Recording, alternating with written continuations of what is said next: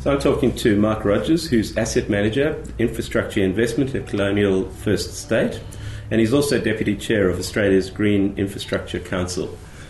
Mark, what is Colonial doing in the adaptation space? Thanks, David. Well, it's busy, to say the least. We like to think we're doing a lot, and we have a dedicated responsible investment team, and climate change falls within our sort of sustainability investment parameter. It's just one component of that sustainability space. And we tackle it at both the institutional level, so within our own internal organisation through a culture of trying to drive investment performance through recognising ESG risks, which climate change is obviously one of those, but also at asset level, trying to have a culture in our management companies and at our boards that manage these companies of actually seeing value in and value protection in dealing with things like climate change. What's the timeframes that they're all working on? Well, we're unlisted, so the space that I work in is an unlisted investment. So, for example, we have a 99-year airport lease.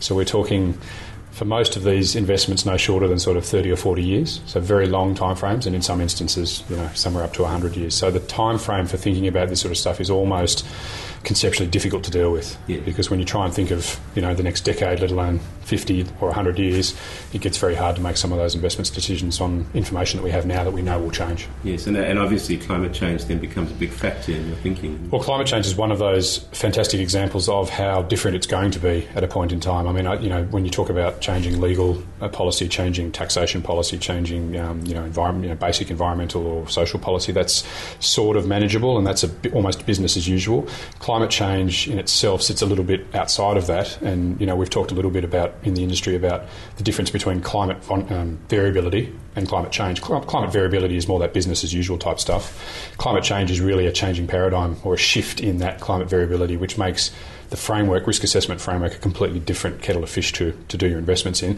And what we don't like in the investment space is that confusion or that lack of information, because mistakes tend to get made when there's no information in that space. Yes. So given all that, what are the major challenges you see in adapting to climate change? Look, I think policy certainty, it's not about policy change, it's about policy certainty. So having an investment horizon that is certain, and I think we've spoken a little bit about having investments in the energy sector effectively deferred while all of the public debate and carbon confusion stuff gets sorted out. So I think the big challenge for us is to have that certainty framework around all of this sort of stuff. The only way that'll get done is having strong government policy backed up by strong smarts, engineering and science behind all of that. So we as investment people can come forward and see what the investment horizon looks like and make sure we make the right investments, pay the right prices for assets, but also put the right mitigations in place to ensure we protect the value of the assets going forward. So. Okay.